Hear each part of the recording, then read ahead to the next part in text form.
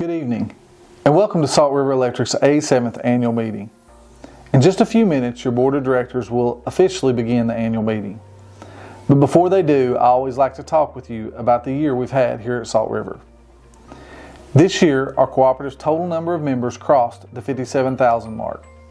While each of these members have unique situations and needs, their expectations for Salt River generally remain the same as they've been for nearly 90 years.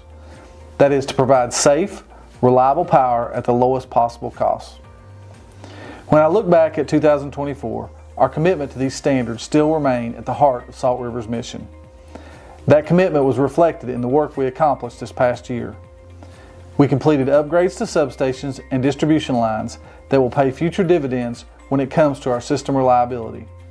Of course, reliability isn't just about infrastructure, it's also about responding when our members need us.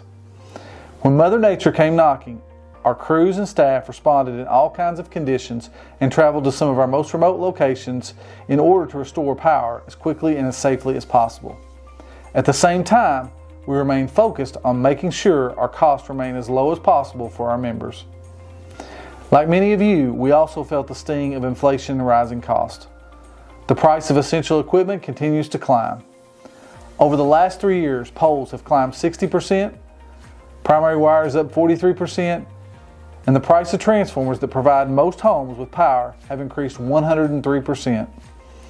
But because of your board's direction and our employees' hard work, we've been able to navigate these challenges and keep the co-op in sound financial shape.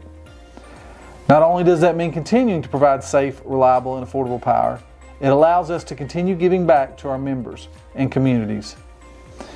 We returned over $2.6 million in capital credits across our membership, awarded sponsorships to local organizations and events, and maintained a focus on educating our communities about electricity and safety. Our commitment to education also extends to our local students.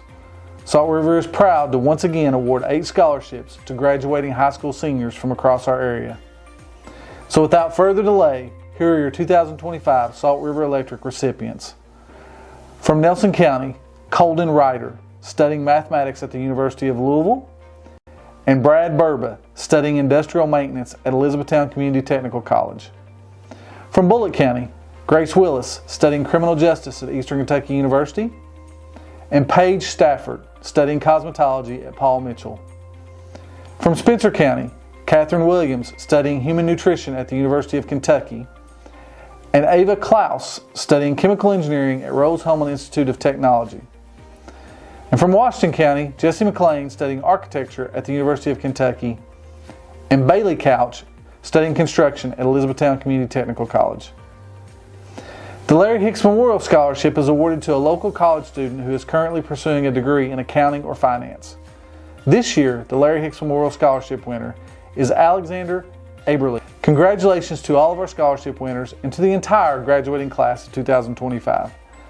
As always, I'd like to remind our members to please contact us with any questions or concerns you may have throughout the year.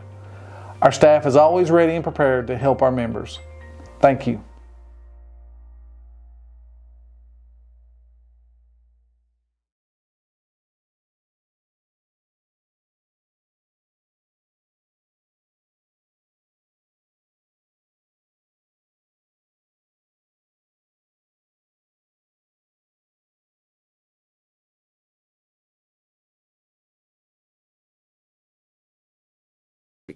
On behalf of the entire board, let me welcome you to our 87th annual meeting. I call on the corporate attorney, Mr. Eric Ferris, for the determination of quorum, official notice of the meeting, and the supervision of the electric process. Madam Chair, as corporate attorney, I have reviewed the reports concerning the registration and proxies, and I hereby certify the registration of 3,305 members and 223 proxies have been received and therefore constitutes a quorum under the bylaws. I've also reviewed the affidavit of mailing concerning the giving of notice for this meeting, and I hereby certify that the membership of Salt River Electric was duly notified of the annual meeting by publication in the Kentucky Living magazine.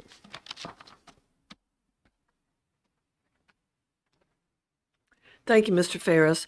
Based on the information, I hereby declare that a quorum exists and that proper and legal notice has been given that we can conduct the 87th annual meeting in accordance with the bylaws. I call on Mr. George Maddox, Corporate Secretary, to read the minutes of the 2024 annual meeting.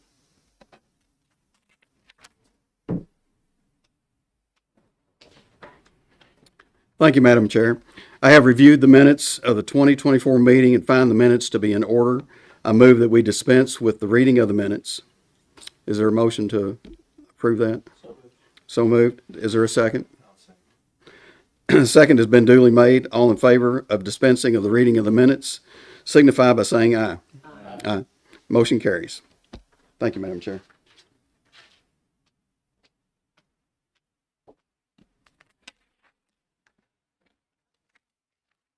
I call Daryl Tingle, Corporate Treasurer, to confirm the mailing of the 2024 financial report. Mr. Tingle? Thank you, Madam Chair. The membership of Salt River Electric was mailed as part of the 2024 annual report, and Cooperative's financial condition and statements were audited by Jones, Nile, and Mattingly. Said audit was presented to the Board of Directors and Cooperative and accepted as information on March the 13th, 2025.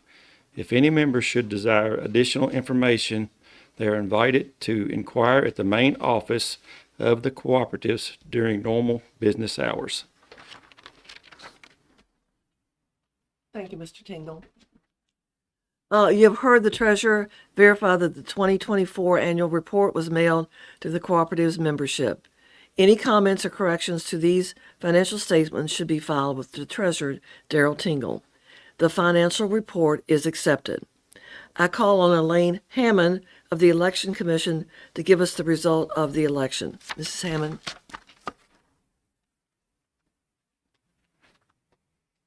We, the members of the Election Commission, under the authority and procedures prescribed in the bylaws and election policy A-17 of Salt River Electric, met on Thursday, March the 27th, 2025, at approximately 10 a.m., and determined that there were no petitions filed for District 3, Spencer County, and/or District 4, Washington County.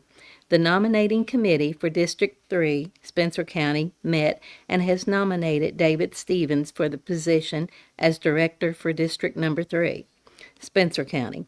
The nominating committee for District 4, Washington County, met and has nominated Daryl Tingle for the position as Director for District Number 4, Washington County. The Election Commission hereby certifies that David Stevens, Spencer County, and Daryl Tingle, Washington County, are hereby declared the winners to their respective counties to serve for a 4-year term. As a consequence, no ballots were mailed. Therefore, I move that this report of the Election Commission be accepted and that David Stevens, Spencer County, and Daryl Tingle, Washington County, be declared the winners to serve a 4-year term by acclamation.